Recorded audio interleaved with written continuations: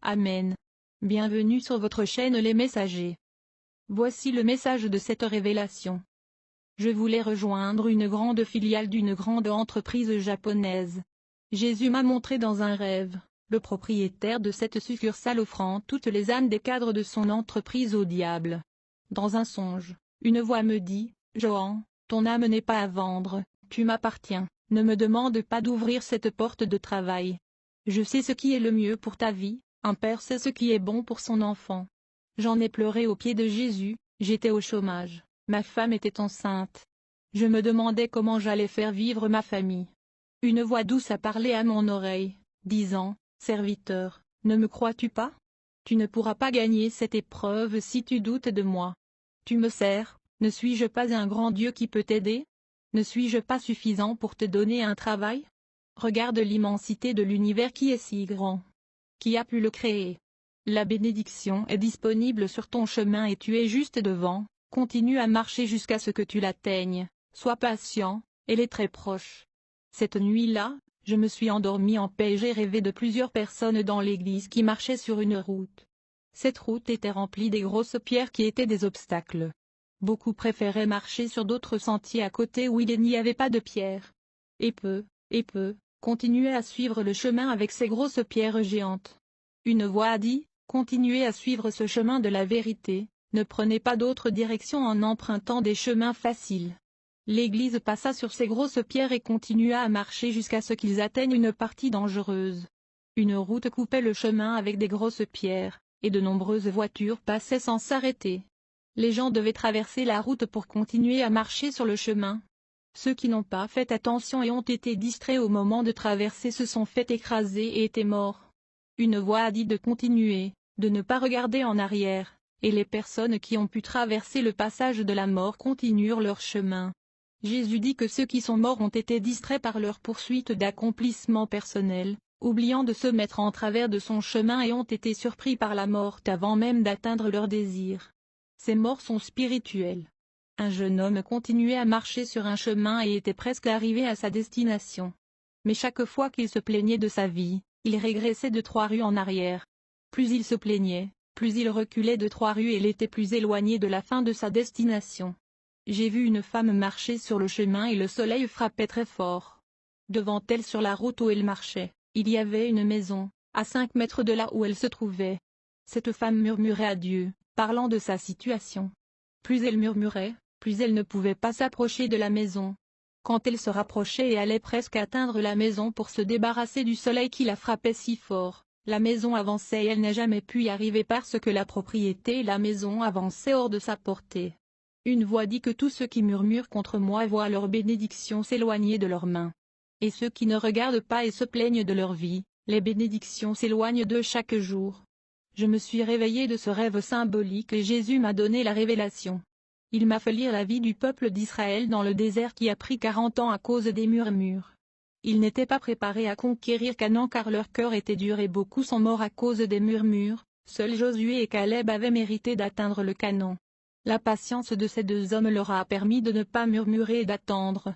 Jésus connaissait mon cœur et il a utilisé une femme chrétienne qui a prophétisé que la porte de l'emploi s'ouvrirait et que j'aurais un salaire très élevé. Elle a dit que Dieu ne m'a pas donné ce travail avant parce que je n'étais pas mature spirituellement. Si Jésus avait ouvert cette porte, je me serais égarée. Et pour la voiture que j'avais demandée à Dieu, la demande avait été refusée. Jésus m'a dit qu'il ne me donnerait pas la voiture pour que je ne puisse pas l'adorer. Jésus m'a préparé spirituellement et m'a ensuite béni avec le travail. J'étais très heureux de ce travail. Un entrepreneur m'a proposé de travailler en gagnant le double de mon salaire. Il voulait me faire quitter le travail que Jésus m'avait donné. La proposition était tentante. Un homme utilisé par Dieu est venu me voir et m'a dit, « Tu ne travailleras pas avec l'homme d'affaires à cause du salaire élevé. Il va te renvoyer, reste dans le travail que Jésus t'a donné. » 9 mois plus tard, l'entreprise qui voulait m'offrir le nouveau poste à double salaire a licencié de nombreux employés et il y a eu un licenciement collectif.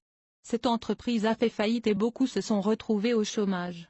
J'étais tellement reconnaissant à Dieu de ne pas m'avoir laissé changer d'emploi, sinon, je serais à nouveau au chômage. Je priais Dieu avec ferveur et soudain j'ai senti une grande force me tirer hors de mon corps. Un ange est venu à ma rencontre et m'a conduit en enfer. Il me dit, les personnes qui ont vécu une vie douce sur la terre en pratiquant le péché vivent maintenant une vie amère en enfer. Tout le goût sucré du monde devient aigre quand ils arrivent en enfer.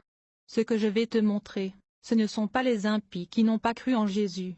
Je vais te montrer la vallée des chrétiens qui sont en enfer. Les chrétiens en enfer. Je voyais beaucoup de chrétiens en enfer pour différentes sortes de péchés. Des chrétiens qui n'ont pas rendu témoignage d'une vie sainte. Qui ont préféré la volonté de leur propre chair. Ils connaissaient la parole et ne l'ont pas utilisée pour gagner des âmes mais pour provoquer des dissensions. J'ai vu en enfer des chrétiens qui ont utilisé leur langue pour amener les gens à se détourner et à quitter l'Église. Ils ont utilisé leur langue pour diviser l'Église et faire tomber des ministères. Leur langue ressemblait à des couteaux qui blessaient beaucoup de gens. J'ai vu en enfer des chrétiens qui avaient des langues immorales et parlaient de sujets pornographiques. J'ai vu des chrétiens en enfer qui prononçaient des paroles perverses et utilisaient leur langue pour maudire leur famille. Des chrétiens qui utilisaient leur langue pour maudire leurs enfants. En grandissant, leurs enfants sont devenus des meurtriers, des ivrognes et des drogués à cause des paroles de leurs parents. J'ai vu une mère en enfer pour avoir maudit son fils. Elle est morte d'une maladie cardiaque et a beaucoup souffert. J'ai vu un chrétien en enfer qui était mort de chagrin à cause des problèmes que lui imposaient ses enfants. Il maudissait tous ses enfants et ne s'en était jamais repenti. J'ai vu en enfer beaucoup de pasteurs qui maudissaient les membres qui sortaient de leur ministère. Ils disaient à ces membres que s'ils quittaient leur église, ils seraient frappés par Dieu. Jéhovah les frappera avec les maladies de la mort et leur vie ne sera plus la même. Quand ils partiront d'ici, ils seront sous le coup d'une malédiction. Ils ne réussiront pas. Ces pasteurs disaient à ces membres, « Je vous maudis. » Ces bergers brûlent en enfer pour avoir eu une langue malveillante. J'ai vu en enfer des chrétiens qui utilisaient leur langue pour distiller des poisons et tuer beaucoup des personnes spirituellement. En enfer, les démons les tiraient leur langue et les coupaient. Ils fendaient leur langue en deux comme les langues des serpents et ils les faisaient ramper comme des serpents.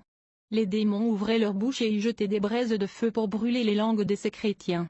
L'ange me dit, la langue des serviteurs de Dieu est sainte, elle parle de la parole de Jésus. De la bouche d'un saint, il doit sortir des paroles qui édifient et les exhortent. Elles doivent transmettre la vérité, et non l'immoralité, les malédictions et les paroles de corruption. Après ces scènes de terreur, je soumettrai ma langue au Seigneur et je garderai ma bouche fermée, je ne me plaindrai pas. L'ange m'a emmené de l'autre côté de la vallée des chrétiens. Et beaucoup y étaient pour des choses insignifiantes comme ne pas être en accord avec leurs différences d'opinion et ou de se disputer sur le livre d'Apocalypse. Cela ressemblait à une discussion politique où chacun défendait sa propre idéologie.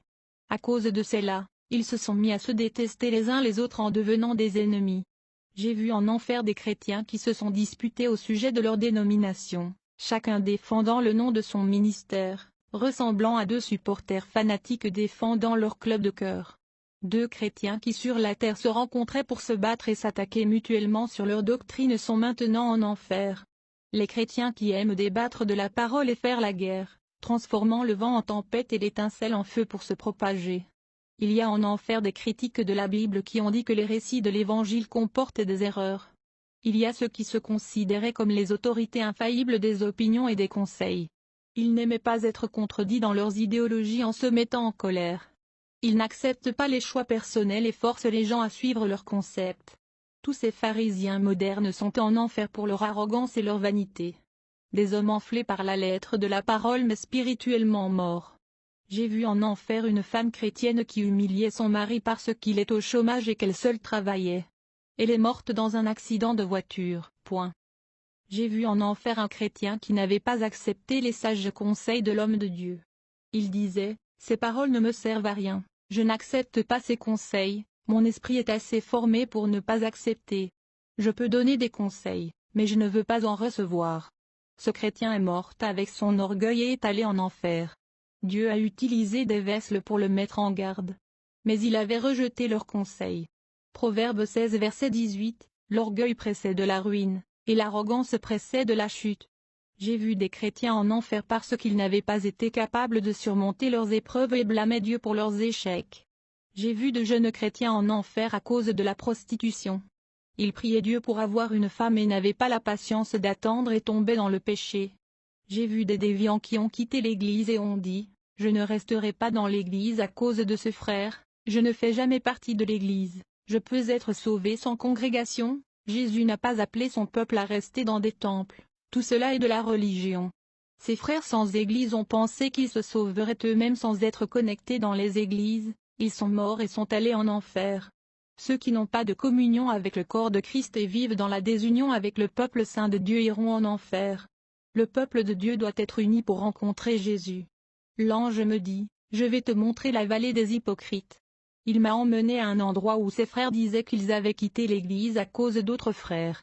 Mais la vérité c'est qu'ils sont partis à cause de leurs péchés, ils voulaient continuer dans leurs péchés même en se rassemblant dans l'Église, mais ils ne pouvaient pas servir de maître. Ils ont quitté l'Église et sont retournés dans le monde et ont dit des mensonges que c'était à cause de certains frères qu'ils ont quitté l'Église. Ils ont caché les vrais motifs, en cachant les désirs de péché de leur cœur. Et même en enfer, ils n'admettaient pas leurs péchés et blâmaient les autres pour leur damnation. Ils éprouvaient de l'amour pour le monde et non pour servir Jésus. En enfer, ils n'étaient jamais sincères en admettant que leur chair était faible et continuaient à blâmer quelqu'un d'autre pour leurs erreurs. J'ai vu en enfer une femme chrétienne qui n'acceptait pas la correction. Elle se sentait parfaite et intouchable. Lorsque son pasteur l'a réprimandée, elle disait qu'elle était persécutée, se mettant dans la peau d'une victime. Elle ne voyait pas ses propres péchés mais elle voyait les péchés des autres pour l'avoir accusée. Cette femme est en enfer pour ne pas avoir voulu vivre l'Évangile, et pourtant elle se considérait comme parfaite. L'ange dit, ces chrétiens qui sont ici ont été oubliés par Dieu et sont séparés de sa présence pour toujours. Parle à ceux qui sont encore en vie de se repentir de leurs péchés pour être justifiés. Leurs péchés seront effacés du livre du jugement. L'ange ordonna au démon qui se trouvait en enfer de me ramener sur terre. Le démon m'a sorti de l'enfer et a remis mon esprit dans mon corps. Il disait que je ne lui appartenais pas et après il est parti. Je me suis relevé du sol et j'étais froid et inconscient. Je suis retourné sur terre et j'ai aidé mon ex-pasteur à revenir sur le chemin de Jésus. Dieu merci, le rêve prophétique s'est réalisé et le Seigneur a remis un nouveau troupeau entre ses mains pour qu'il en prenne soin. Le pasteur a ouvert un nouveau ministère. Ce qui m'a surpris, c'est quand le pasteur a oint un garçon. Ce garçon était muet, ne parlait pas et ne faisait que lire la Bible avec ses yeux et prier avec ses pensées. Il ne pouvait ni chanter ni prêcher à l'église. Il travaillait dur, même s'il ne parlait pas. Je communiquais avec lui par écrit. Le pasteur a vu son effort dans le travail et l'a oint comme diacre, ce qui a surpris toute l'église. Le berger avait été utilisé par Dieu pour magnifier ce garçon que tout le monde considérait comme pauvre, malade et incapable d'être un travailleur. J'ai pleuré sur l'attitude du pasteur qui était tombé dans la foi et qui avait été restauré par Dieu. Je me suis rappelé que Méphibosheth était infirme et qu'il n'avait pas d'héritage, mais David l'avait élevé. Je remercie Dieu pour tout et pour le privilège de cet enregistrement. Que la grâce de Dieu atteigne tout le monde. Amen. Si vous avez été bénis par ce message, veuillez le partager avec d'autres afin qu'ils soient aussi avertis et édifiés. Veuillez aussi aimer la vidéo pour qu'elle puisse apparaître aussi à d'autres. Que Dieu vous bénisse.